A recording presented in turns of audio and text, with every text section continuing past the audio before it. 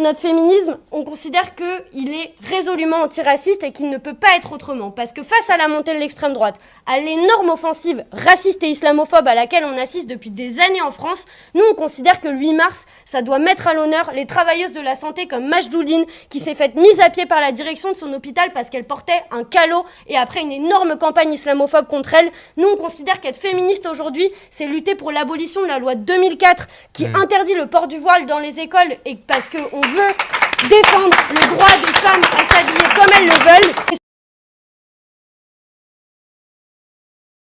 Je pense que vos mères auraient dû avorter. Rien, nous on suit ce groupe de fachos, là, Némésis Co, avec les RN, des fascistes, protégés par la police, incroyable. Non, c'est parce qu'effectivement ils craignent qu'il y ait des heurts avec ces fachos, c'est tout. C'est pour ça qu'ils les protègent, mais elle est interdite. Si vous pouviez, qu'est-ce que vous leur feriez, vous, à ces fachos? Je les insulte. Et s'il n'y avait pas les cordons de CRS, vous feriez quoi? A few moments later. Regardez, Némésis dilué à l'acide. Ce sont que des fachos. Bravo madame. Ben Donc oui, vous incitez à la mort de jeunes femmes. Vous incitez à la mort de jeunes femmes à l'acide. Moi je pense que vos mères auraient dû avorter. Répétez ce que vous venez de Mais dire. oui, si vous voulez, je pense que vos mères auraient dû avorter. Voilà.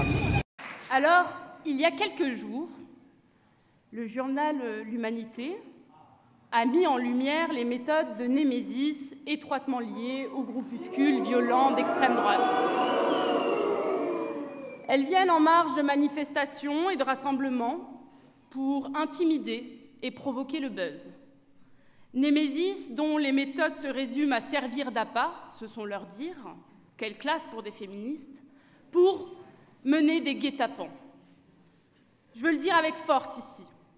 Némésis fait honte au combat féministe. C'est le 8 mars, journée internationale des droits des femmes. Cette journée prend ses sources dans l'internationale socialiste.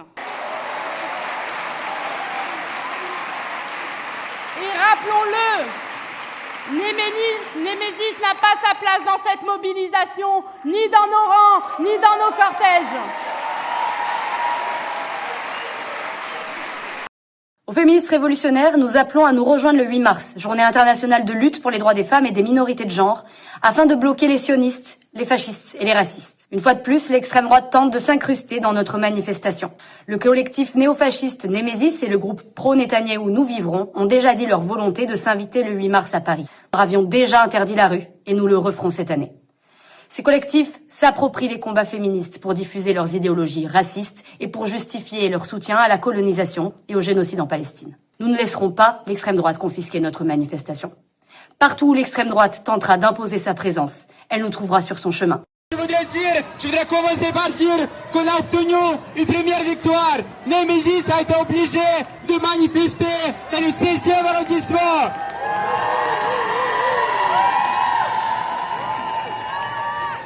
On n'a réussi à les faire reculer parce qu'on a mené une énorme campagne politique. Toutes les organisations féministes, politiques et syndicales, on a dénoncé Némésis, on a dénoncé Nous Vivrons, et maintenant Némésis se trouve dans la bastion du directeur de Zemmour et des bourgeois.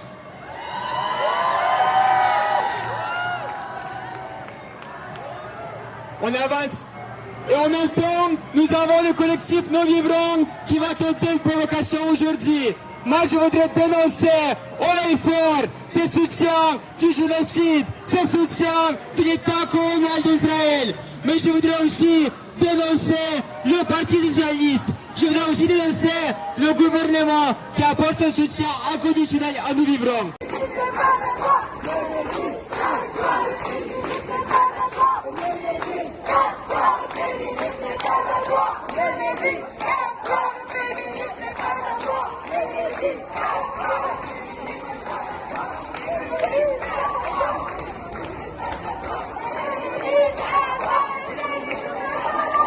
Nous sommes la génération sommée de se taire lorsque ses agresseurs ne plaisent pas à nous toutes, Oser le féminisme ou Caroline de Haas. Nous sommes la génération de Claire, violée par un centrafricain sous OQTF. Nous sommes la génération de Luna, petite Suédoise de 10 ans, suppliciée par un migrant dans un square et laissée pour morte. Nous sommes la génération des jeunes Anglaises blanches, prostituées en masse. Nous sommes la génération qui voit ses grands-mères violées dans des lits d'hôpitaux. Nous sommes la génération des femmes athlètes obligées de perdre face à des hommes voulant usurper nos places sur les podiums. Celle de Lola, des viols de masse de Cologne et tant d'autres. Celle du passé et celle de demain.